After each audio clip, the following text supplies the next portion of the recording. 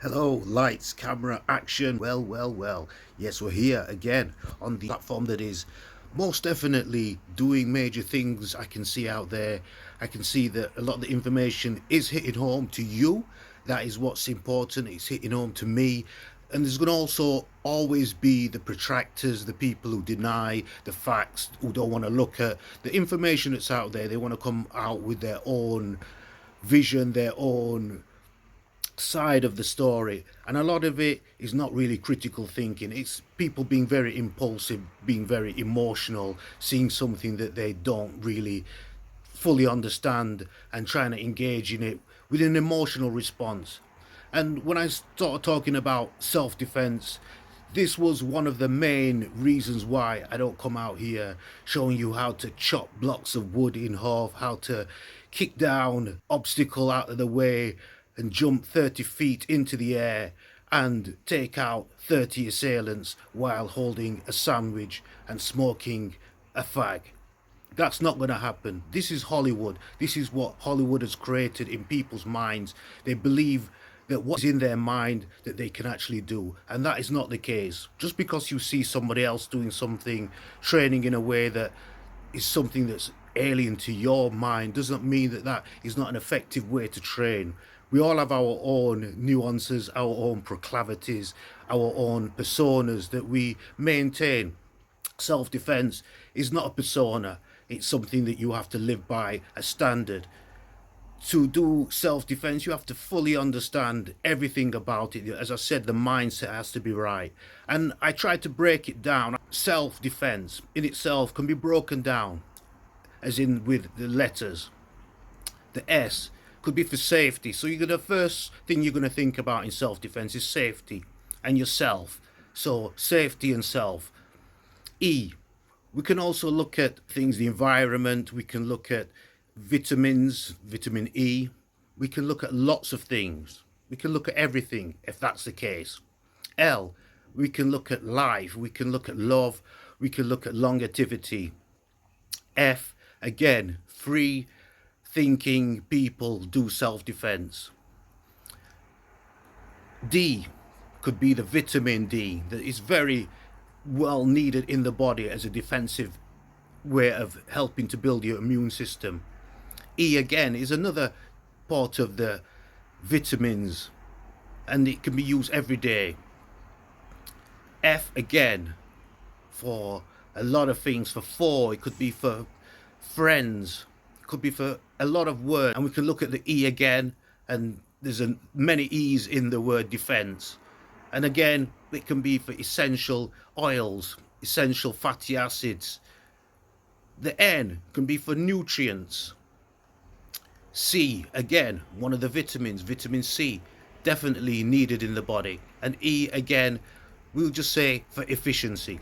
So when we've broken down the word self-defense, it has more than just one meaning in it. It's not just about going out there and doing what we class as martial arts moves or defensive moves. If you can move defensively, even eat defensively, eat foods that are going to build up your immune system, you're going to be a lot stronger in yourself. Your mind's going to be a lot clearer. Your vision is going to be a lot clearer. Your breathing, which is probably the most important part of any exercise that you do, is going to be improved by all the different things you've added to your routine. We can also break down all the other features that happen in our social life, in our everyday life. I've put up quite a few different reports that have been put out there that you could also always go and look at and find out for yourself what's going on, what's happening in the world of the UKJs. And you can be part of the elite few that are watching the taking it and hopefully dissecting it and not using it in the way it's not supposed to be. It's not the way that I wanted it to be seen as. So I always come out with these videos to try and explain, to counteract the dogma that I see out in the world. It revolves around everything we do. Dogmatic thoughts, dogmatic speech, dogmatic behavior is out there, and opinions do fall into this. So people with opinions is not always based in the factual world. Facts have a base. They can also be challenged at any given time. Any fact can be challenged, but a fact remains a fact if it's done honestly and truthful and from what you actually see or what you observe. It's not opinion, it's fact. So when we look at some of these issues, sort of things, hormones, how hormones are essential in the body, I also always try and remind you that I've already done sort of programs that cover this. We covered about hormones and what they do for the body and what they are for in the body. The more we understand about how hormones work, then the more we can work towards training ourselves to eating healthily, behaving more healthily, drinking more water, staying hydrated, eating vitamins. What are the vitamins that we need to eat and where can we get them from? They're in meats, they're in eggs, they're in dairy products, they're in non-dairy products as well. We also get them from plant-based foods rather than from the junk food, very nutrition, not high in nutritional value. So the more we understand about what we're eating, the more we can then make better choices. There are also other ways of looking at food. We can look at food in that we now have on the market GMO produce that has been seeping into our marketplace for over 30-40 years from scientists decided that they wanted to formulate farming into a business. So before we had commercialization of farms, we had natural ways of growing food and we had a bartering system. When money was put into the equation, this sort of changed things because people were able to accumulate large amounts of wealth. So if you had a produce that was sort of very much sought after, like tobacco was, sugar, these farming produce have made people very, very rich. But the downside to this is that there is now the fact that sugars and tobaccos have caused more harm than they created good. Even though they are natural produce from the earth, they've been processed. And we find that this is now what's happening with food. And even in the fruit industry, the vegetable industry, we have different types of vegetables that are grown in different ways. But regardless of this, it is still better to eat these types of food rather than eat the junk food. So for me to come here and say let's all be holistic, that is the holistic way of eating food, is when you totally disregard the conventional ways of eating food and you go back to the old ways. The modern ways of eating food mixed up with a lot of the chemicals, a lot of the pharmaceuticals, a lot of the steroids that are now being put in foods, the pesticides, the insecticides. These all are being bleached into your food and then are being consumed by us ourselves. We're all having this happen to us. And some of these chemicals are cancer agents, some of them are hormonal disruptors, some of them are even disrepair your DNA. So, we can look at food in this way, but for me to come on here and just say that this is how you should be eating food, or for anybody to do that, I would sort of like say that's a no-no. That's definitely a no-no for me, because it's still my choice of what I put in my body. And even though I know that there is a downside to that, it is what economically we can afford to eat. I'm going to repeat that. It's based on our economic situation. So if you are living on minimum wage, or if you're living on a low income, you are not going to be able to buy the organic food and really go out and go and find food that is got no pesticides, got none of the agents in them. It's going to be very, very difficult. And then you're finding that you're going to be stressed out because you're not finding these things readily available. And I'm not saying that we shouldn't then have legislation or we shouldn't have forums to discuss these things, but I think we have to have expert people who have been doing this for years, who understand how teaching is done. Because education is one thing, but ramming something down somebody's throat is something else. That's propaganda. And I myself, with the same human nature as most people, we are hardwired to question everything. So what will happen that people can sometimes put God up? And I'm just telling for people to hopefully be mindful of the information they're putting out there. If it's not from a sincere place, or if you're not from that background, why are you then choosing then to criticize other people who are trying to do the best they can to create a safe environment for this information to come out? If the environment is not safe, the information is just going to be left and lost in translation, because there's just so much information coming out that people do not know where to really go. We need to all have a one accord. So we also looked at music. We also looked at some of the inroads that we can get into music through some of the companies now. They're offering pianos, synthesizers, keyboards that you can then use as a beginner. And this is a good way of getting into music. One of the instruments I always have around is a keyboard. Using the computer offers an easy way of making music, so we now have been able to integrate computers with pianos, so you can link your piano to your computer and play it there. You've got hundreds and thousands of sounds that you can then download onto your computer, or you can get programs that come ready-made with sounds, and then this enables you to learn what instruments are out there, and also the notation and chord systems. And some of the programs that are coming out are already having this hard built into them. You can then easily access whatever you desire to play, whatever instrument, whether it be the drums, whether it be a particular sound you've heard out there. You can find ways of getting those sounds into your music. And these are things I learned to do myself. If you're a beginner and you want to get into this form of creating ideas and putting them together, we will put together some sort of episodes that show this and how it's done. I know other people are going to jump out there and say, oh, we're doing it as well, we're doing it. That's fine. I don't mind people looking at this program and picking up ideas, but you know, we're going to stick with what my plan is. I'm going to stick with my plan and with my team of people, trying to do the research in a methodical way, not dogmatic. I'm using empirical research, which is a scientific way of looking at how information and data is processed. And once you also using scientific data, advice and information from authorities, these are the forms that you can use to scientific, and using the other sort of strands, you're sort of verifying your information. You're not just coming out with an impulsive answer to a problem that people for hundreds of years have been trying to decipher. Somebody who's been working on that idea for weeks and months will probably come to a greater conclusion than you will, who's only just come across of issue. So this is what the pathways to knowledge are, and to success in business. There are lots of different things that we need mindful of, how our marketing is done, how we come across to the customers that we are trying to sell our produce to, or our platforms to. And in particular, when you're doing your business, you have to try and have a full insight of how the business works. Who is your customers?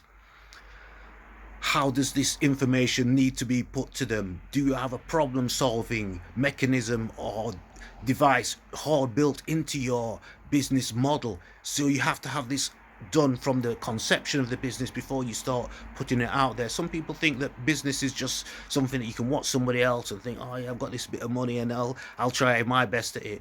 That's sometimes throwing your money away. Some people will laugh at you. I would just say that that's hard luck, you know what I mean, tough titty, you know what I mean.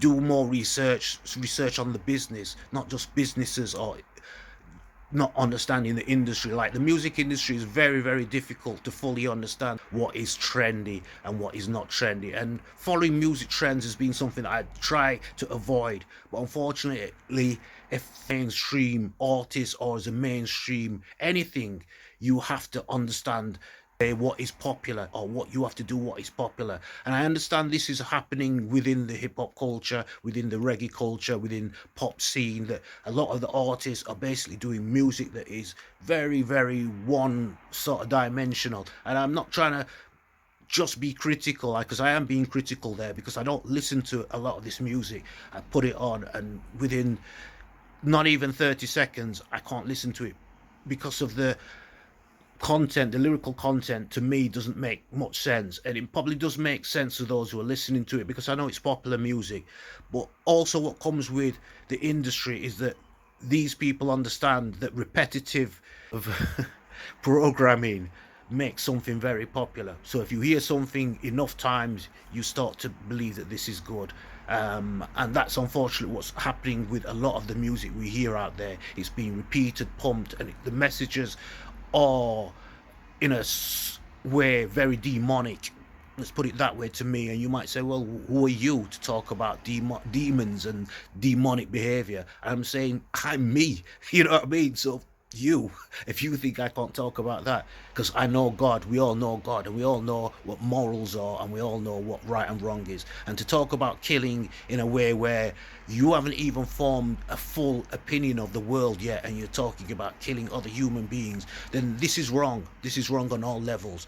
Like if we was to see people killing people on videos, this would be wrong on all levels. Hollywood has got away with how it's done things because it understands the psychology of things. And when Arnold Schwarzenegger and all the action heroes were doing movies that were very murderous, let's remember that, killing somebody, regardless whether it's on television or if it's in a documentary or if it's real life, it's still a murderous act that we're either watching or we're being entertained by, or it's happening in real world.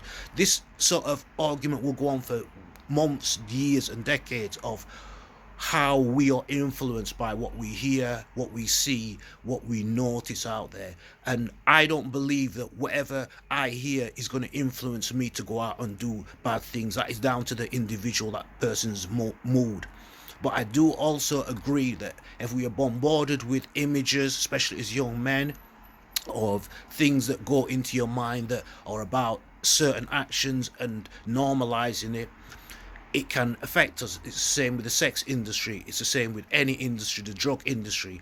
They have influence. The cigarette and tobacco companies understood this. They utilized this in commercials from the very early days, when they knew that by using women smoking in movies or in adverts, this would then raise the consumption of women smoking cigarettes. So if you think about that, that makes you know that for at least 100 years, the media have known how to manipulate people's minds. They seek knowledge from psychologists and psychotherapists of how they could then use this medium. That's why I'm using video myself. It's a very powerful medium to get messages across. So I'm trying to be careful and not to sort of point the blame at anybody. So nobody should point the blame at anybody for how somebody behaves, whether they've watched a movie prior to that and then gone out and done a murderous act based on that. I think, yes, that is going to be taken into account. That will always be taken into account, the mindset of what that person was doing, what that person's background was, what that person believes in, what they put down in their diaries. And oftentimes we see this, and I watch things on television that sort of show how people's minds work. We all watch these programs, CSI, crime movies. They're very interesting. They give you insight of how crime is sort of investigated. Not so that you can go out and commit a crime yourself, because there is no such thing as the perfect murder. As most of these murderous people found out, they all go out with this thought that they are grandiose and narcissists. They are untouchable. Nobody's untouchable. Nobody is beyond reproach. Nobody has a higher moral standing than anybody else. So I try not to come across as being a person who's always right. I don't profess that I'm always right, but what I'm speaking about here is something I've thought about beforehand. So anything that is going to be challenged, I'm going to sort of stick to my guns. I don't believe in hurting somebody just for the sake of hurting somebody. If you hurt somebody, you should have remorse for that, and that is what happens when you go to court for something. Accidents are accidents. Accidents happen. Self-defense does not work in either of these worlds, of that you can sort of use self-defense as a mitigating circumstance when you've actually gone overboard. Self-defense, there's a limit to it. There's a sort of a real sort of tangible effort you make to not hurt that person, but at the same time you want to subdue that person. That's completely different. Subduing somebody and killing them, that's down to the individual to live with that, and the court system has been put in place to sort of even get some of these people off. We see cases where even police officers claim self-defense when the evidence shows against it. and who go and look at individual cases, but we see this all the time. And in life, if we take the steps to use defense as more than just what we have to do, it's what other people have to do, it's what we have to think about. The world does not owe us a single thing. We all are responsible for our own actions. So to have remorse is the very least a person should have, and to try and avoid hurting people is a great thing to do, whether it be emotionally, whether it be spiritually, or even in their beliefs, or criticizing them over something that you have no knowledge of. You just feel like, yeah, I want to say something. That's classed as bad mind, and not even a nice way to be, but we have that in society. So I'm going to leave you with love and life, peace and love, honesty, and more music and stuff coming up in the next episodes. Adios, senors and senoritas.